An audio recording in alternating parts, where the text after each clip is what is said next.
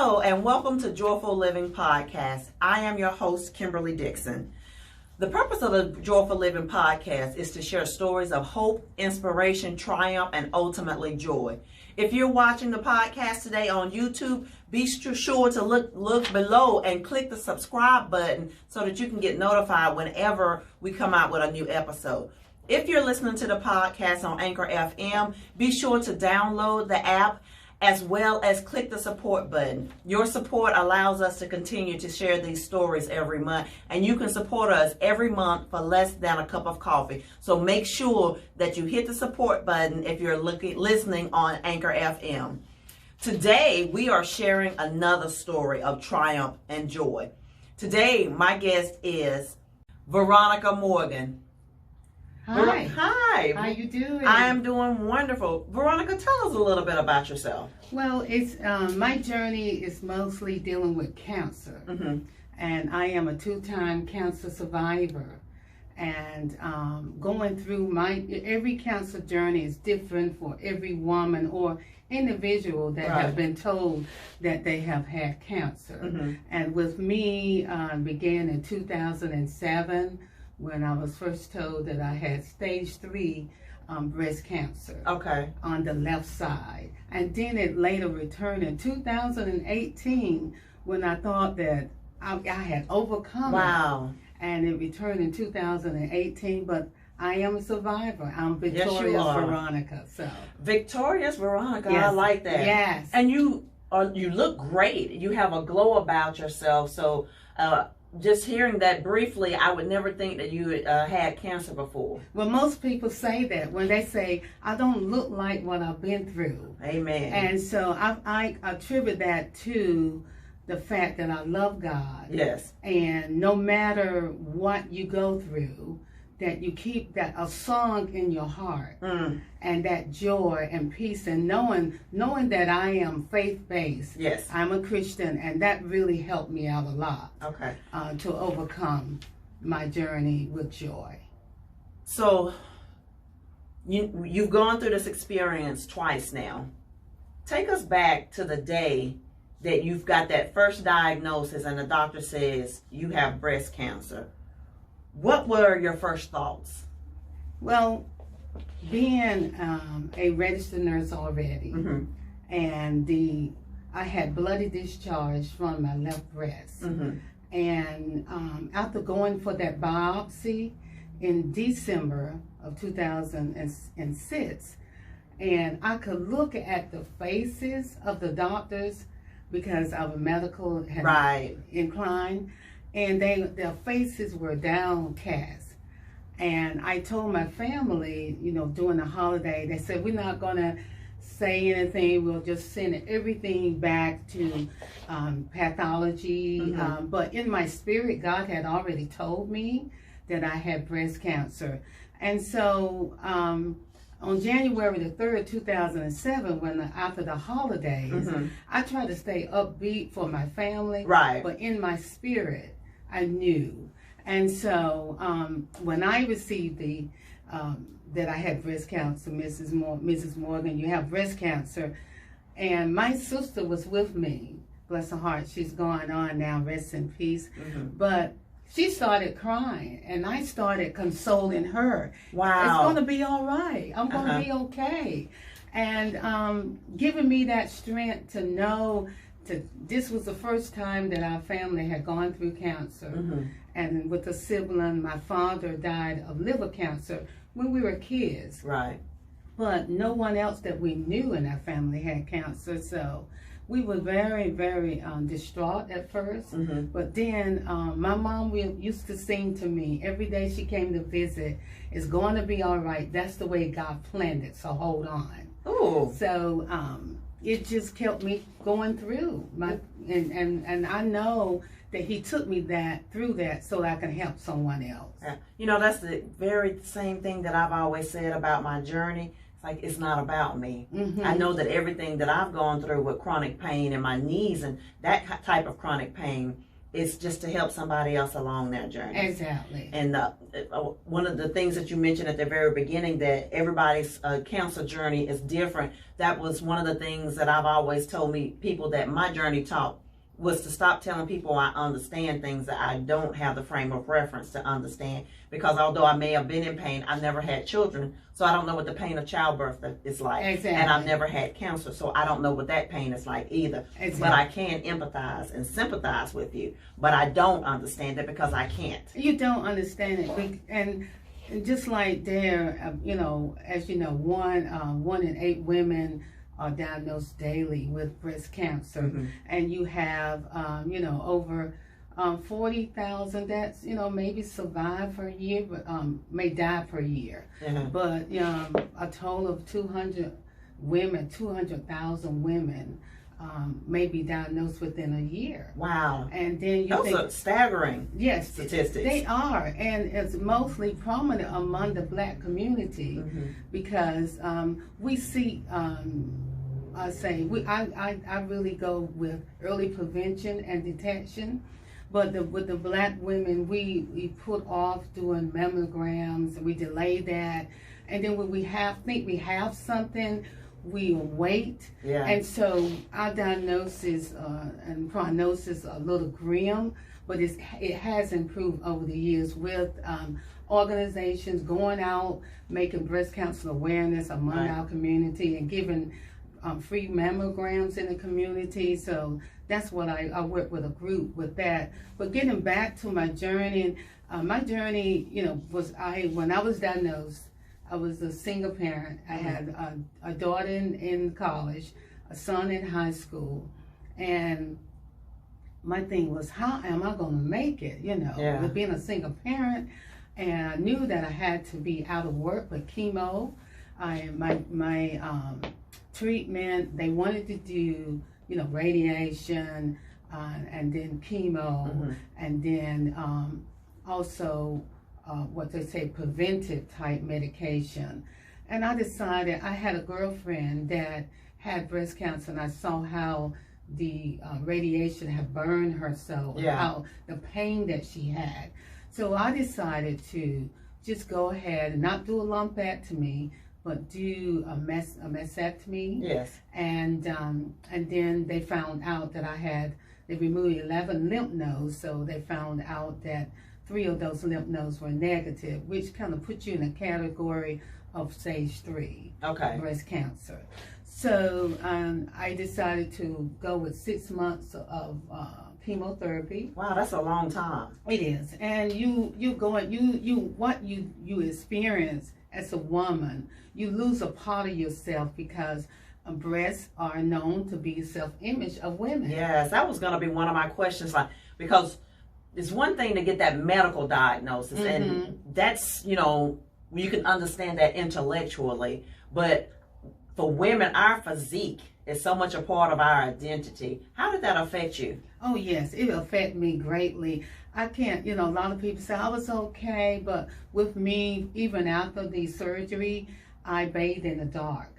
Are you serious? I'm serious. I refuse to look at myself, and I didn't want to look at myself, and so I would bathe in the dark. Mm-hmm. And that's that self-image of not being whole. Yeah. And many times I will be as if I'm okay when my family was around, but I was able to share with my daughter, you know, how I felt, and she said, "Mom, it's okay to feel that way." And so one day she said, "Let us look together."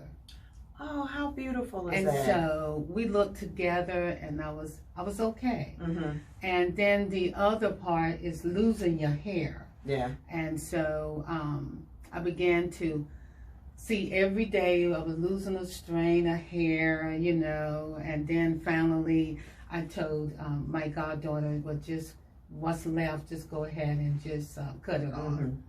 And I just felt like I just wasn't whole. Yeah. And then, but then at night, what happened out of all of that is knowing that he gave me a song. And so at night I could hear music and even see lyrics. Wow. And so in 2011, the Lord gave me the vision where I released a CD called Glory in the Rainbow. And in the rainbow, there's a promise. And that Jesus was around the throne. And, you know, and around them were emeralds with different colors of diamonds, you know, jewelry, etc., around the throne of God. And Jesus lit up the city. And so with those songs, I put it into a CD and made a story. Some people do a memoir. Yeah. And I decide to tell my story through songs. Oh, how beautiful. And so it has touched so many. But my journey as being a single parent and having the financial difficulties that I had, and then having to go to organizations like the Salvation Army or going to Pink and Pretty Foundation and caring caring community, and also the American Cancer Society. They helped me. They sent me gas cards to go for my chemotherapy, because at that time I was in Wilson and my chemo was in Raleigh at Wow, Rex. that's a long way. Yes. And so all of that came into a factor of me going through. Yeah, you know, because guys, a lot of times when people are going through sickness or injuries or illnesses, we forget about that component of how it's going to have a trickle-down effect on the rest of your life. And one of those things that comes up, in my situation, it was going back and forth to physical therapy every day. And when you're having ongoing treatments or something of that, it creates a real financial hardship. Yes. So now you're not just trying to deal with this medical situation. You're trying to deal with trying to keep your financial situation and stay afloat, for a lack of a better word, because the electric bill, the mortgage, the gas, food, all of those things still got to take place. Yeah, they continue on. They continue. And I just thank God for the support system that I had, family and friends coming in and, you know, assisting me as needed. And my daughter, Vanessa, was a great caregiver. Wonderful. Coming, you know, between her time between school and traveling from Raleigh to Wilson to take care of me. It's something that you don't want to wish on anybody, right? Even your worst enemy, because you mentally it drains you, spiritually. You know, you've been, for me, I'm trying, one of those kids that try to do right all their lives, and then all of a sudden this happens to you, and you want to say, why me? Right. You know, why me? And of all people, you know, I try to do right, try to live right. And then God said, why not you? Yeah. Because I know that you're going to tell the story. I know you're going to tell it so I get the glory. Okay. And that testimony can open up a window for someone else to know that if she went through it, I can too. Okay. That's wonderful. Hello, I'm Tara Henry, the owner and artist of Authors and Art Studio. I really would invite you to come learn more about the studio at www.authorsandart.com/contact to learn more information. Here we focus on creative wellness and community building. You can find us at 3303 Rock Quarry Road, Suite 103, Raleigh, North Carolina, 27610. Please learn more. It really is about you. You beat cancer that first time.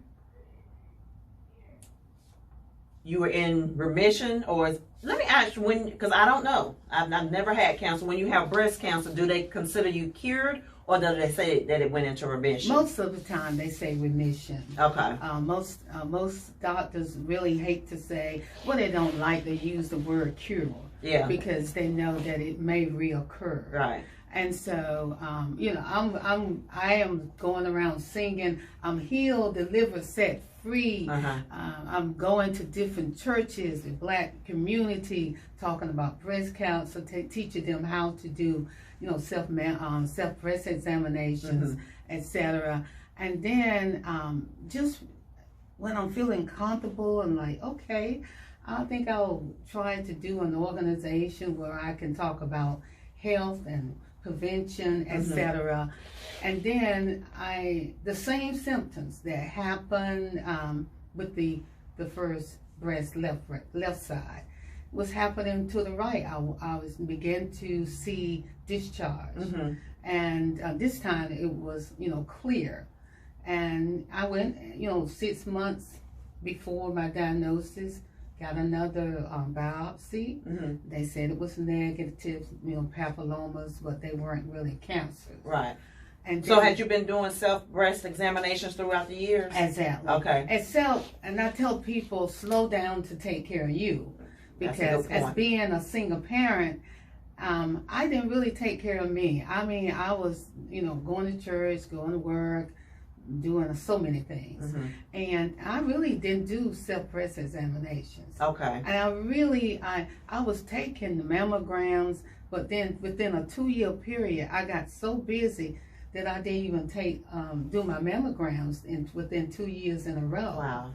And this thing just took me by surprise, and I'm like, oh my, I usually get my mammograms. I usually do this because in 1981, I had fibroadenomas and had several biopsies, but they were all benign, which was negative.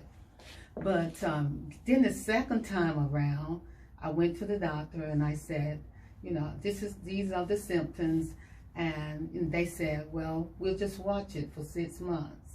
I came back within 6 months. Within 6 months, I had cancer. Well, one good thing is that before I wasn't doing my mammograms or doing my self-breast examination. So I was a stage 3. Okay. Then this time I was a stage 0. Oh wow, I didn't even know you had a stage 0. Stage 0, yes, stage 0. And that means that it's non-invasive. It hasn't spread it through the other breast tissue. Okay. And so I called it early and was able not, I told, what do you want to do? So you have an option to do lumpectomy, have an option, to then do radiation and then do some chemo treatment. And the thing is that you can have different types of breast cancer. Before it was Herceptin, protein positive. This time it was hormonal positive. Oh wow! And so you can have different types of breast cancer. Triple negative was not either one or the other. And so I was just baffled when you have a different type of breast cancer in one, and then the other one is not the same. Right. So once you get that second diagnosis, were you scared or angry, or how did you feel emotionally about getting a breast cancer, a second time? Well, emotionally, I was like, oh no. It was like shock and disbelief again. I mean, those first few, I can't say like, I'm okay, like some people would say, but the first moment I was like, oh God, I was in the process of wanting to, write a book. I was like, oh gosh, right in the middle of this, and this comes, and I've been, preaching, I've been singing, you're a healer, and you bring this back, and I just don't understand why. And I'm sitting there just trying to think, now why? And then I heard the voice of the Lord say, if I did it before, I can do it again.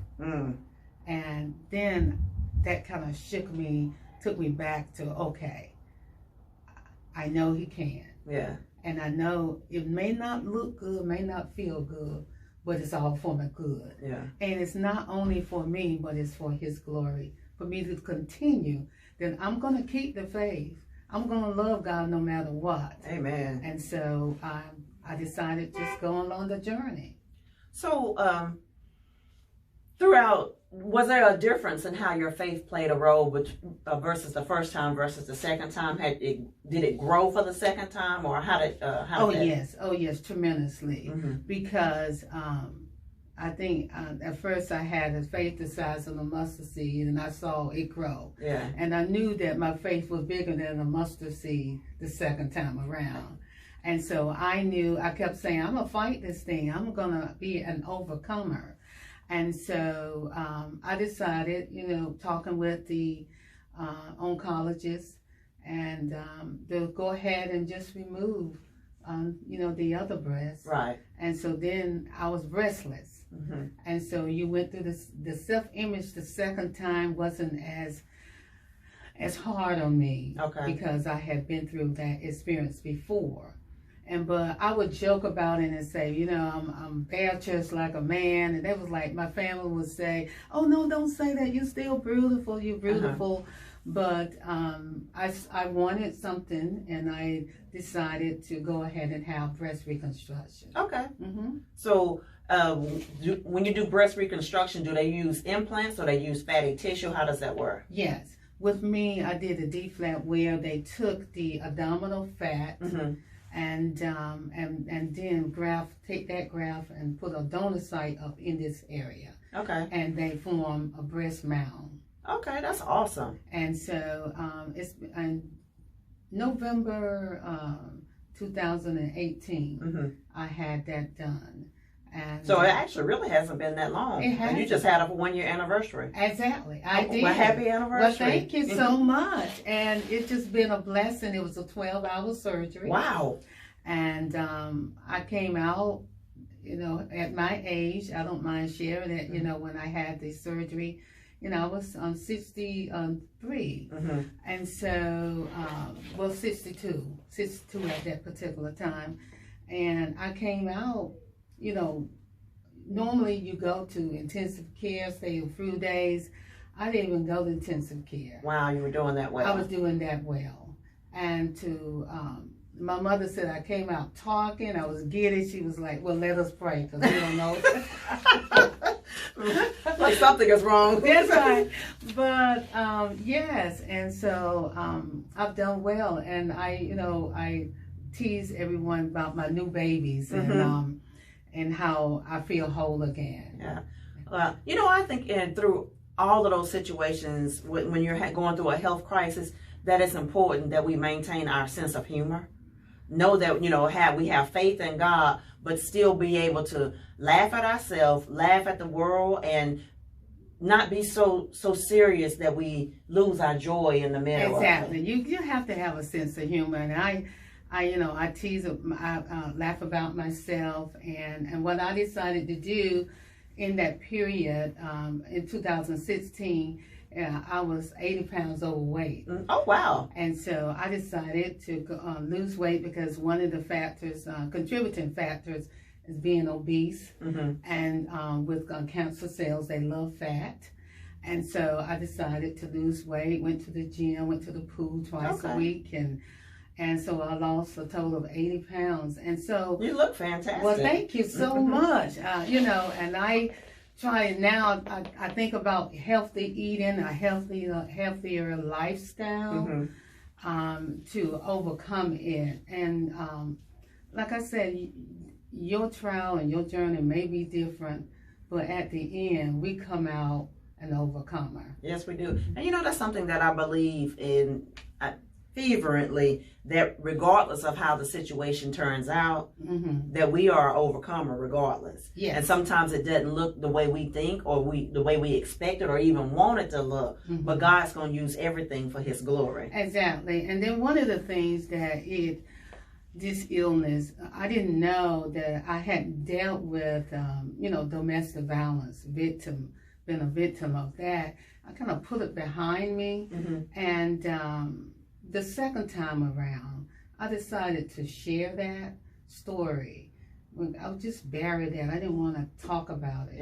Yeah. But I didn't know that it was one of the stressors, because I never was a smoker or drinker or anything of that. And the doctor shared with me, he said, it's stress cause. Wow. And I began to realize that I had underlying hurts and pain that I had not dealt with. Yeah. Guys, I want you to really just listen to what she's saying here, that when we just try to bury things, when we don't do what we need to do to heal ourselves and make ourselves whole, those emotions and those feelings, they will manifest themselves physically in some other way. Exactly. So it's absolutely imperative that we take the time to heal our broken hearts, to heal the physical broken bones and things of that nature, but we have to heal our minds, our body, and our spirit. Mm-hmm. So we have to make sure that we are putting self-care at the top of our list, and not just try to forget those things that have happened to us, but heal and then use them to bless someone else. Exactly. Exactly. So before we end today, what would you say to someone who is been newly diagnosed with breast cancer, and she or he, because males can be diagnosed with breast cancer as well, take a minute to pour into their lives? Yes. I would like to say that, first of all, you're not alone, and you may feel like you're in a valley, but you're not alone, and you will come out victoriously. And know that today, cancer, if you do your self-examinations early, and then after receiving the diagnosis of cancer, go ahead and have your moment. Don't pretend that it doesn't matter or it doesn't hurt, but it does hurt. And admit that it does hurt. But no, then seek different types of organization. Don't take a first opinion, get a second opinion, and then plan your care accordingly. If you want to do a lumpectomy, you have the option. You want to remove the breast, you have that option. And then it depends upon the different types of cancer that you have, the mode of treatment, and the type of chemo that you are receiving.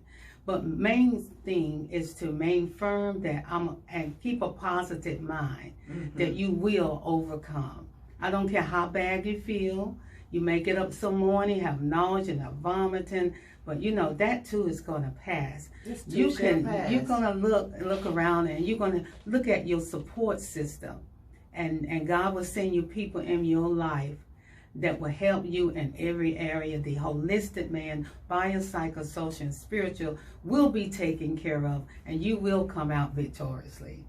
Amen. Thank you so very much for sharing your story here today, and thank you for taking a minute to pour into other people's lives, because that's a scary situation to be in. Yes. I've known friends that have gotten diagnosis of cancer, and I can't explain the kind of fear that they feel or the kind of fear that you feel as a friend or a family member. So it's important that you seek assistance and not try to carry the weight of that by yourself. Exactly. So thank you so much. You're and so welcome. We are so blessed and glad that God spared you and that you're able to be here with us to continue to pour into other people. Now, are you still working in the medical field? No, I'm not. I retired. Thanks be to God. Like, I'm looking forward to the day when I can retire. I love working, but I am looking forward to retirement. And now I just go around and I do speaking engagement. I sing about my story, my song, my overcomer, Victoria Veronica. Well, tell everybody how they can contact you if they want you to come speak to a group, or if they want you to come sing, or tell everybody how to reach you. Sure. I am Twitter at VM Singer, and then Facebook Evangelist Veronica Morgan. Okay. And so I did have a website, Singer Veronica Morgan, but we took that website down when I got sick. We're hoping that we can launch that again. Okay. Yes. Well, I'm looking forward to the day when you launch that, because I didn't know you were a singer. So next time I'm gonna have to get her on and have her sing for us a little bit. So she kept some stuff to herself, guys. But guys, I want to thank you all so much. Yes. Veronica, thank you for being here. It was an absolute pleasure to talk with you on this evening. Guys, again, if you are watching this on YouTube, be sure and hit the subscribe button. If you are listening on Anchor FM, make sure you download the app so that you don't miss any episodes. Share this with your friends, because, guys, we really want to make joyful living part of all of our lives. We all have a story. We've all been through some struggles. Your struggle may not be the same as mine, but we can all uplift, support, encourage, and show each other how to persevere through this thing called life. Guys, thank you for watching Joyful Living Podcast. I love you. Bye-bye.